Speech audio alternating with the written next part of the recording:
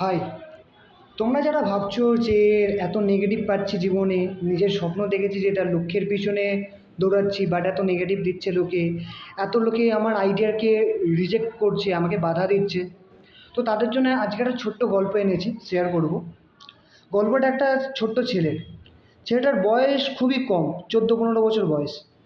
ওই বয়সে ছেলেটা একটা স্বপ্ন দেখে। ছেলেটা ঘোড়ার গাড়ির কারখানায় কাজ করতো। ঘোড়ার গাড়ির যে চাকা তৈরি করে পরাতো। তো ওই ছেলেটা একটা স্বপ্ন দেখে যে সে ঘোড়া ছাড়া এমন একটা গাড়ি বানাবে যে গাড়িটা ঘোড়া ছাড়া চলবে। ছেলেটা যখন এই আইডিয়াটা ভাবে, তখন ওই আইডিয়াটা শুনে অনেকে হাসে। আইডিয়াটা যখন ও লোককে বলে তখন লোকে হাসে, আরে পাগল নাকি, ঘোড়া ছাড়া কখনো গাড়ি চলতে পারে? এ তো পুরো হয়ে গেল পুরো রূপকথার গল্প। ছেলেটা যখন নিজের আইডিয়াকে নিয়ে কাজ করার কথা ভাবে, লোকে বারণ করে যে পাগল নাকি তুই, ভাব এটাকে নিয়ে করিস না, এটাকে নিয়ে এগোস না। কিন্তু ছেলেটা যখন না শুনেও যখন এগোতে থাকে, যখন করতে থাকে, তখন লোকে একের পর এক বাধা দিতে শুরু করে। যখন সে আইডিয়াটাকে বাস্তব রূপ দেয়, তখন লোকে তার আইডিয়াকে রিজেক্ট করে যে এই রকম একটা আজব যন্ত্রওয়ালা গাড়িকে আমরা রাখবো না, আমরা কিনবো না, ঘোড়ার গাড়ি চলবে। লোকের রিজেকশন, লোকের বাধা, লোকের নেগেটিভ কমেন্ট সেই ছেলেটাকে আটকে রাখতে পারেনি।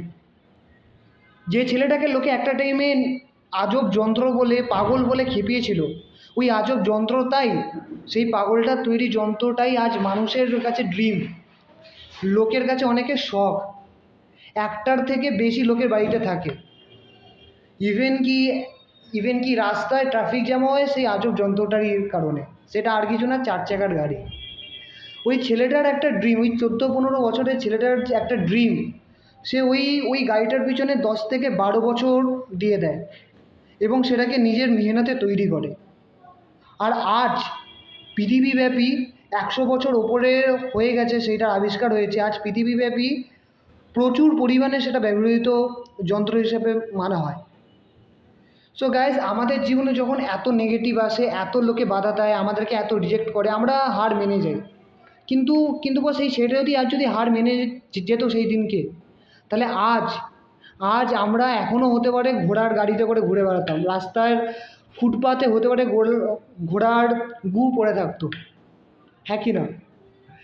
তো সেই ছেলেটার নাম হচ্ছে হেনরি ফোর্ড। সেই ছেলেটাই প্রথম 4 চাকা আবিষ্কার করে এবং প্রথম একটা মোটর কোম্পানি স্টার্ট করে, তার নাম হচ্ছে ফোর্ড।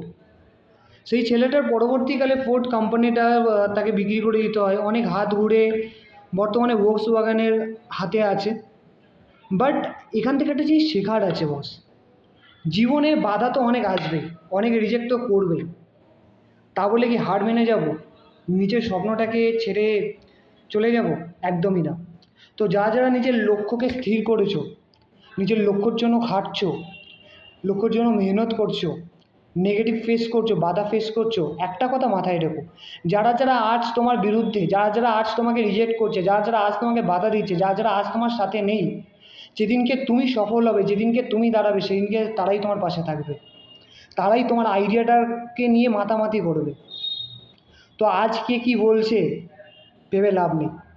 তো আমি শেষ করার আগে একটা সুন্দর গানের কথা মনে করিয়ে দেবো। कुछ तो लोग कहेंगे, लोगों का काम है कहना, छोड़ो बेकार की बातों में बीत न जाए रहना। Thank you.